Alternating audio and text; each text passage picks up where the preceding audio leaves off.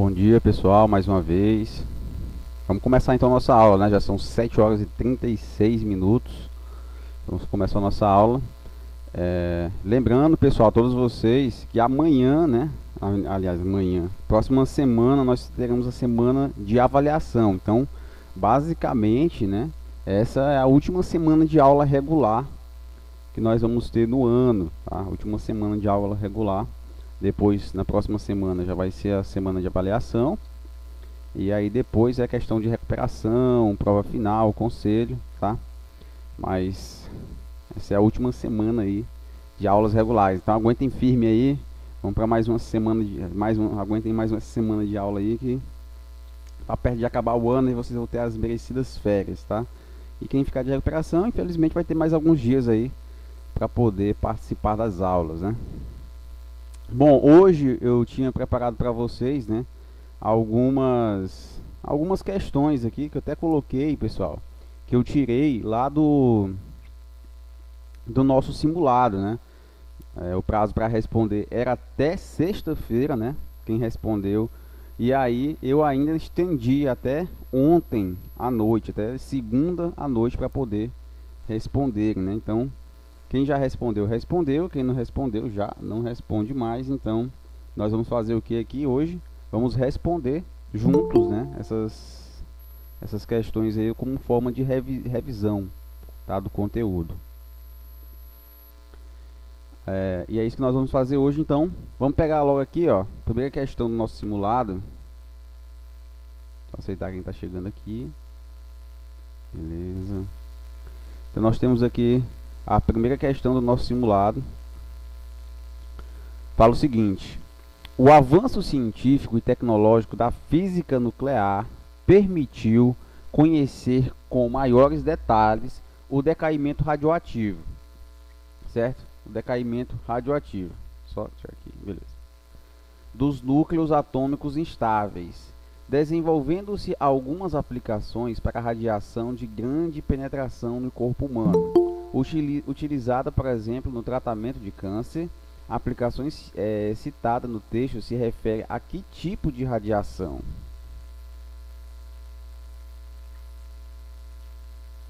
Bom, nós sabemos lá, né, pessoal, que os principais tipos de radiação... Deixa eu só colocar aqui a canetinha digital. Deixa eu poder riscar aqui.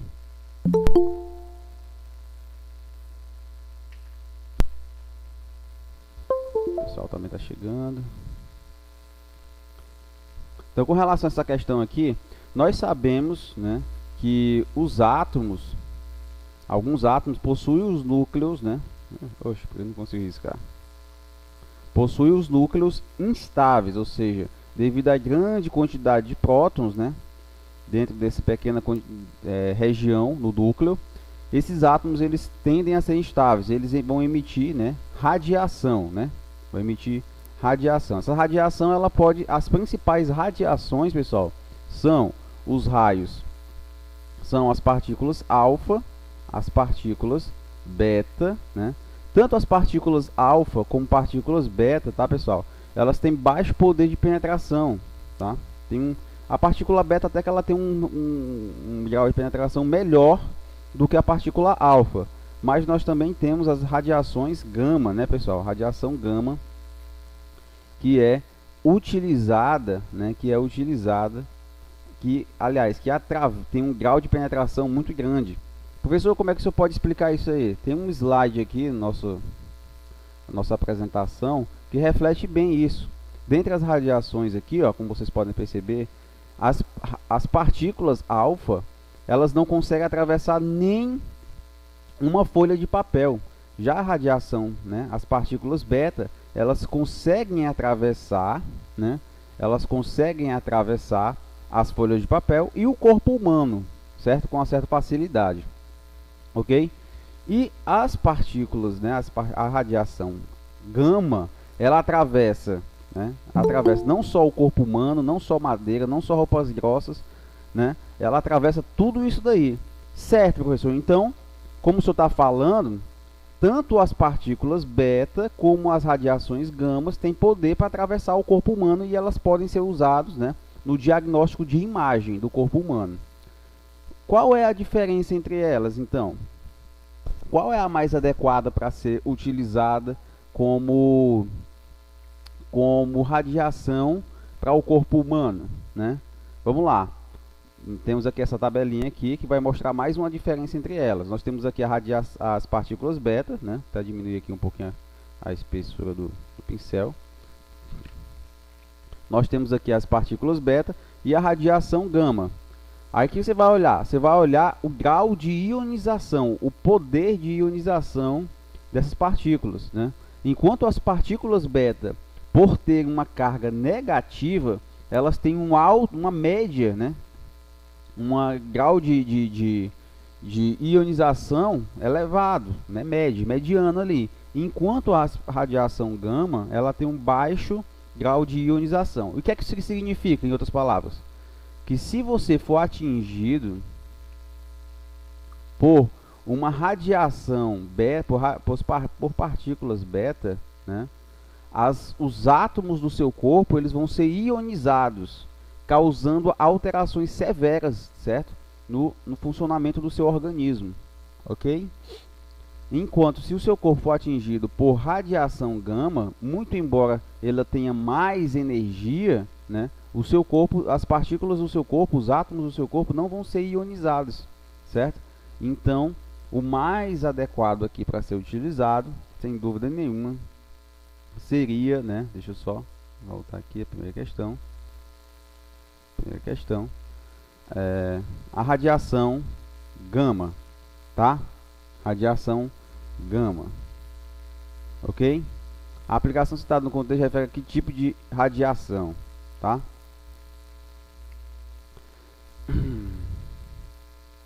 Tratamento de câncer, tá, pessoal? E resolução de imagens.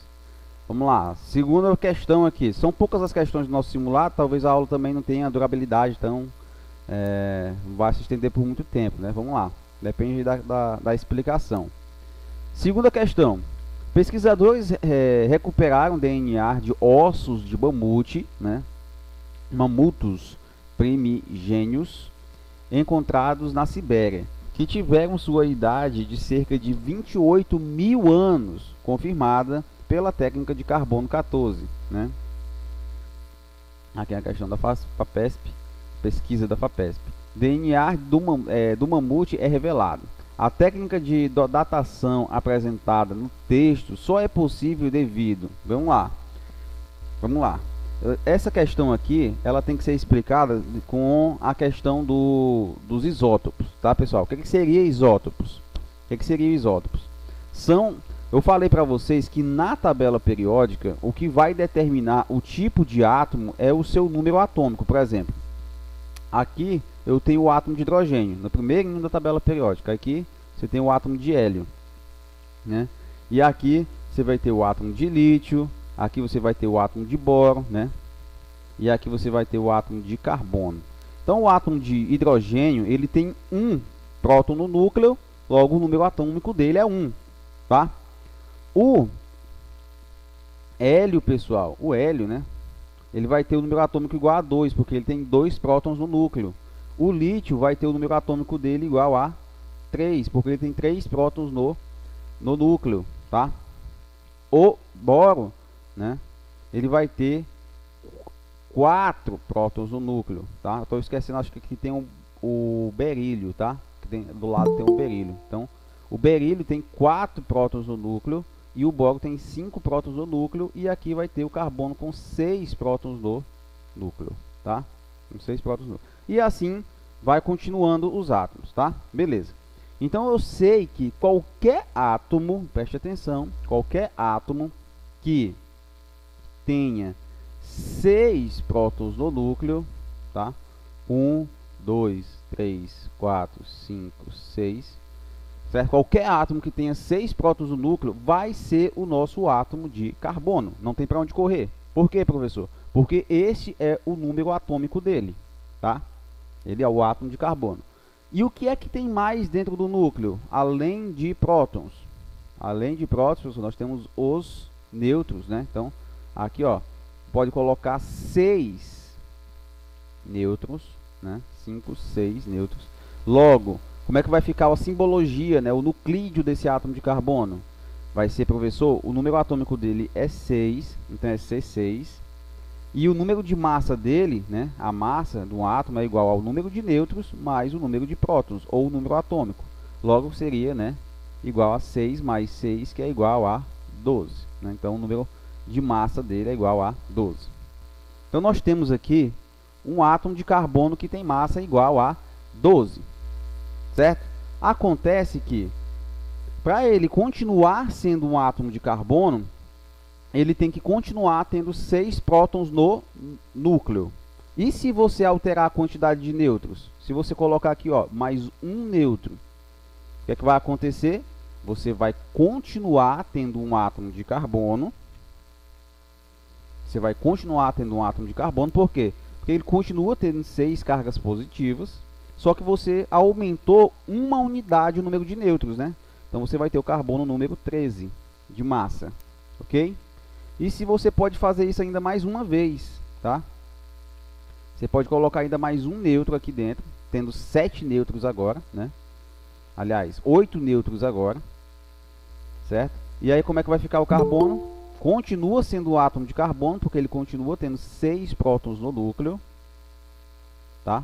Continua tendo 6 prótons no núcleo, só que agora ele tem uma massa de 6 mais 8, que é igual a 14, tá?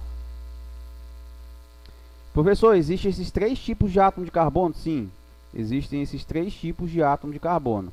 E o mais comum é o carbono 12, tá? É o carbono 12, o mais comum, ok? Mas existe o carbono 13 e o carbono 14, certo? O nosso corpo, pessoal, aí aqui vem o X da questão. Tá aqui. O nosso corpo, né? Ele é cheio de átomos de carbono para todo lado, né? Só que ele possui os 3 tipos de átomo de carbono. Vamos supor que 90% do nosso corpo seja de átomo de carbono 12, tá? Mais aí botar aqui uns 7%, né? Seja carbono 13. E uns 3%, né, de carbono 14, certo? Acontece que, se você olhar o núcleo desses átomos, né, você vai ver que o núcleo do átomo do carbono 14 parece que ele está mais espremido, não é verdade? Por quê? Por causa da quantidade de prótons no núcleo, aliás, de nêutrons que foi colocado ali, né?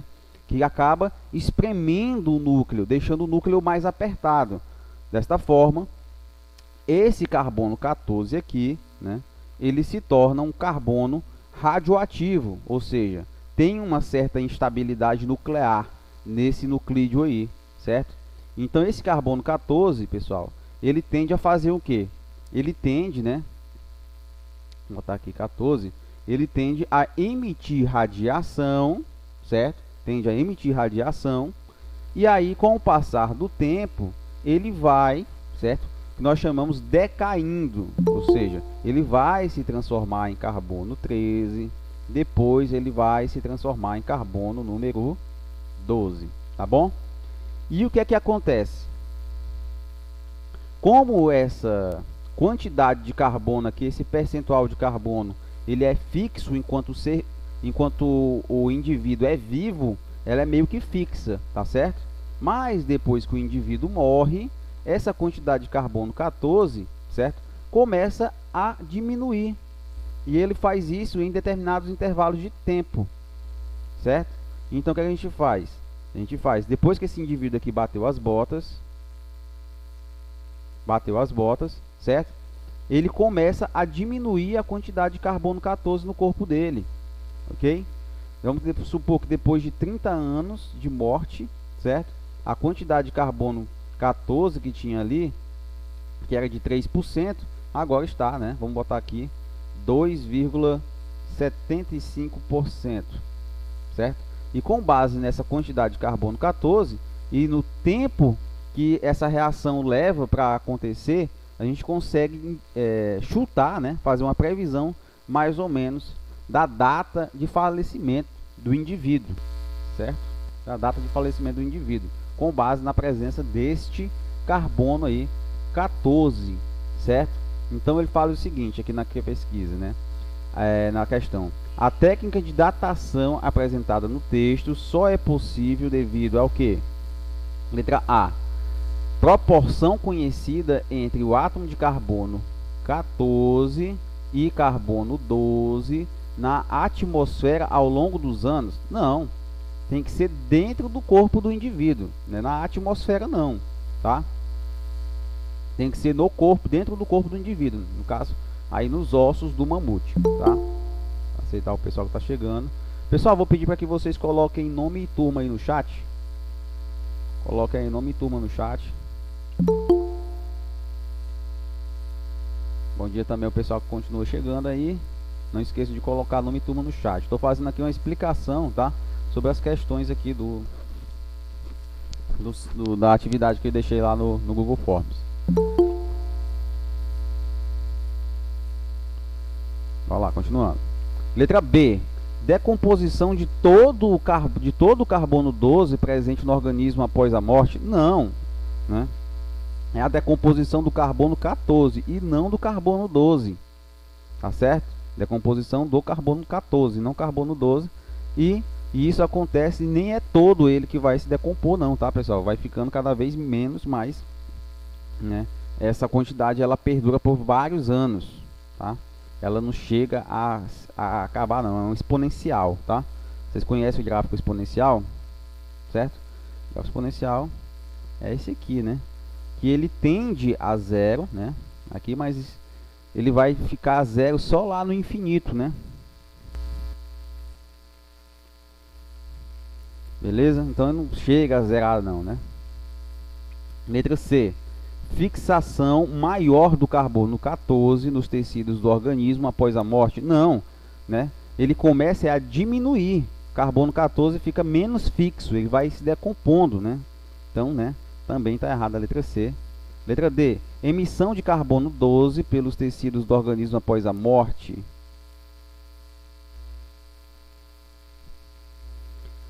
Emissão do carbono 12 pelos... Não, também não, né, pessoal? Vai ser aumentando, né? Vai aumentando a quantidade de carbono 12, certo? Pelos tecidos. Por quê? Porque carbono 14 está se transformando em carbono 12, tá?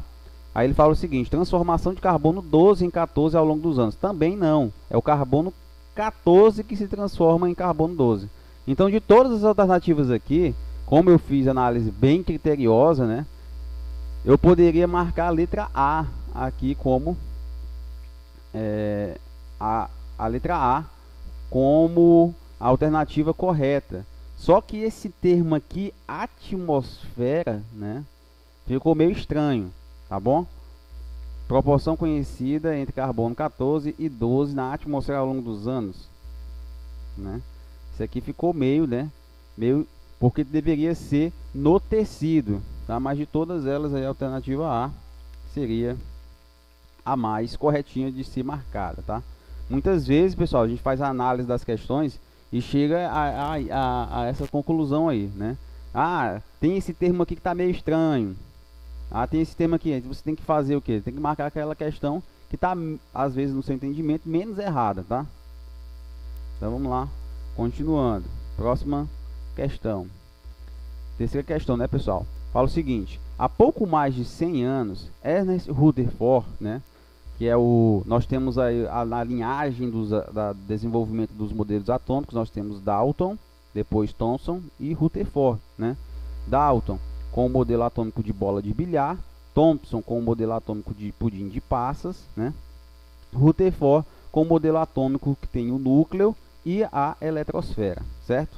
Tem um núcleo aqui já conhecido, tá? Então vamos lá. Há pouco mais de 100 anos, Ernest Rutherford, né, descobriu que havia dois tipos de radiação, que chamou de alfa e beta, certo?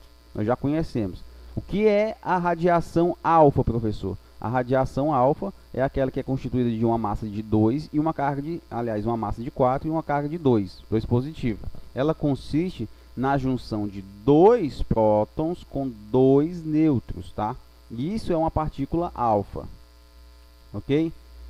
E o que é que seria uma partícula beta, professor? Partícula beta é aquela partícula que sai de dentro do nêutron, ela não tem massa, ela sai de dentro do nêutron e transforma esse nêutron em um próton, tá? Transforma esse nêutron em um próton. Beleza.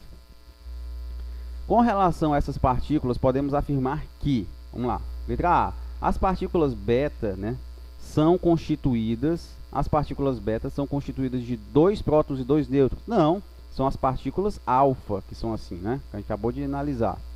Letra B, as partículas alfa são constituídas por 2 prótons e 2 elétrons. Não, esse termo aqui é 2 elétrons, não, é 2 nêutrons, tá? Tá errado. Beleza. Letra C, as partículas beta são elétrons emitidos por núcleo de um átomo instável. Epa, essa daqui, ó, tem grande chance de ser ela. Vamos analisar as próximas. As partículas alfa são constituídas apenas por 2 prótons? Não, são constituídas por 2 prótons e 2 nêutrons. Também está errada, letra D, certo? Letra E, as partículas beta são constituídas por 2 elétrons? Não, né? As partículas beta, pessoal, ela tem uma carga negativa, menos 1, certo? Que é parecida com o elétron, né? O elétron também tem uma carga quase zero, certo? E uma carga negativa, menos 1, certo? Então, se fosse para ser o caso, ele teria que ser a junção de 2 elétrons, teria que ser beta 0 menos 2, para que a letra E estivesse correta, né? E ele ainda fala mais, né? São constituídos por 2 elétrons, 2 prótons, 2 nêutrons. Está totalmente errada a letra E. Então aqui, né, vamos ficar realmente com a letra C. As partículas beta são elétrons emitidos pelo núcleo, né, de um átomo instável. Lembrando que, né, o nêutron ele não tem carga, certo? Quando ele emite uma partícula beta, que é um elétron do núcleo, tá? Ele transforma, ele quebra essa estabilidade, é como se ele tivesse equilibrado a partícula positiva e a partícula negativa aqui dentro. Quando ele emite essa partícula negativa, ele fica totalmente positivo, ou seja, ele transforma o nêutron em um próton, tá? E quando um átomo emite uma radiação. Quarta questão, né? Deixa eu ver, não sei se é a quarta ou a quinta já. Acho que é a quarta. Quarta questão. Fala o seguinte: escolha a alternativa na qual é apresentada uma correta associação entre o nome do cientista e a contribuição que deu para a ciência no campo do estudo da radioatividade, certo? Marie Curie descoberto, não, vamos começar aqui com a letra B, né? Marie Curie descobriu o nêutron, não, né? Quem descobriu o nêutron lá foi lá no meados do Rutherford, tá? Rutherford, que descobriu ali as partículas, que fez uma dedução sobre as partículas que deveriam existir dentro do núcleo, tá? Rutherford. E outro cientista que eu acabei esquecendo o nome aqui, né, que até morreu na Segunda Guerra Mundial. Chadwick, a descoberta dos raios-x, Röntgen. Pessoal, dentre os nomes, tá? Dentre os nomes mais citados aí, relacionados à radioatividade, os mais famosos são Becquerel, Röntgen e Marie Curie, certo? Marie Curie, ela descobriu os termos radioatividade, ela cunhou o termo radioatividade, e ela descobriu 2 elementos químicos, que eram o rádio e o plutônio, se eu não estou enganado, tá? Então, aqui a letra B está completamente errada, certo? Chadwick, descoberta dos raios-x, né? Becquerel, descoberta da radioatividade natural.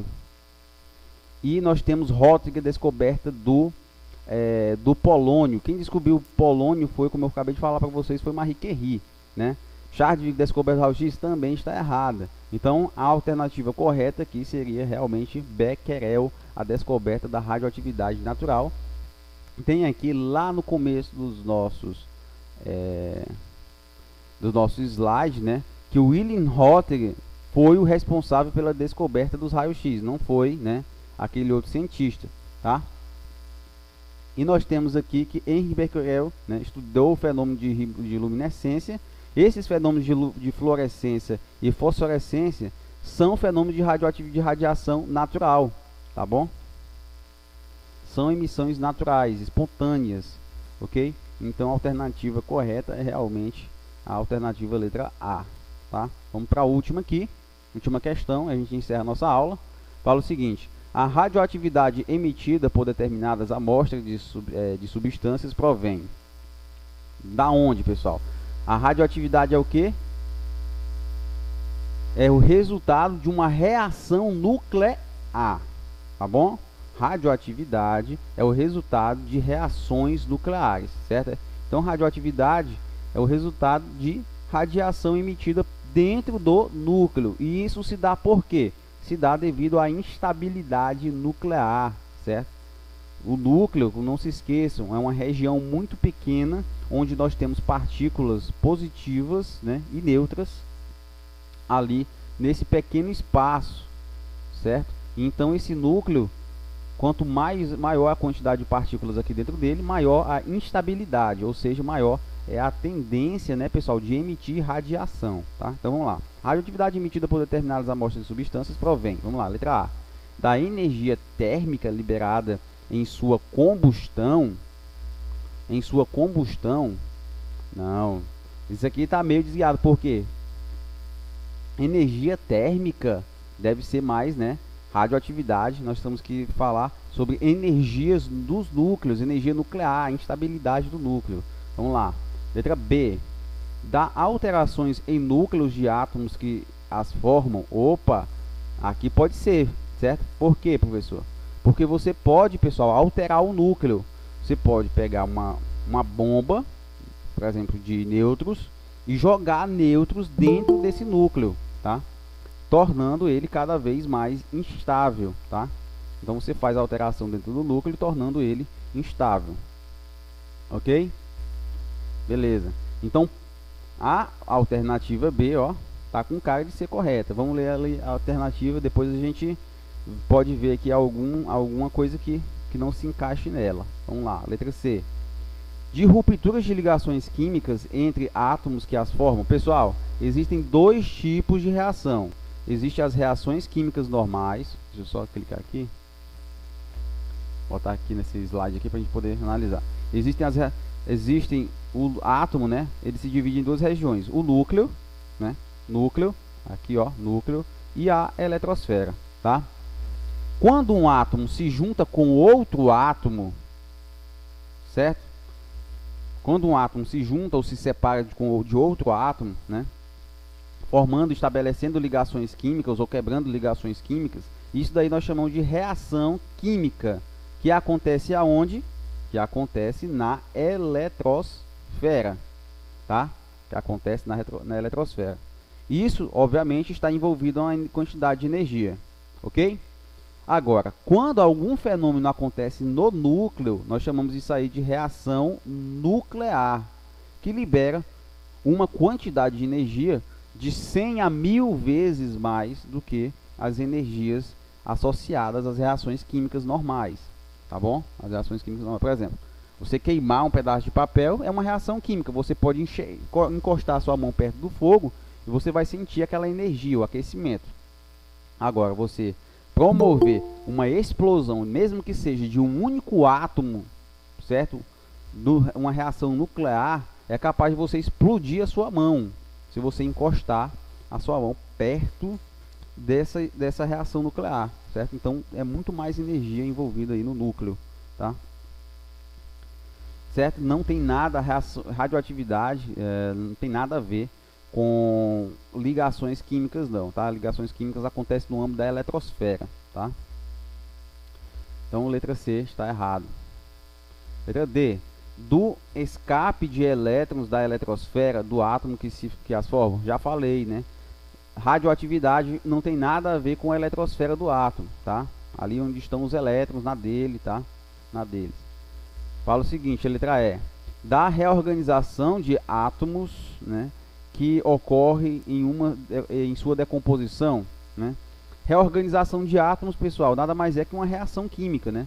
Vamos supor que, por exemplo, aqui o átomo de hidrogênio está ligado ao átomo de oxigênio, formando aqui a molécula de água. Esses átomos eles podem se rearranjar, formando outras substâncias, né? Formando outras substâncias, eles modificam as suas posições, se ligam, quebram ligações e formam novas ligações, e assim é o que caracteriza, né, as reações químicas, né, normais. Então, realmente aqui também, letra E está errada, e a gente vai ficar realmente com a letra B, certo? De alterações em núcleos de átomos que as formam, tá bom? Alguma questão, alguma dúvida aí, pessoal, relacionada a essas questões aí que eu coloquei para vocês? Alguma dúvida?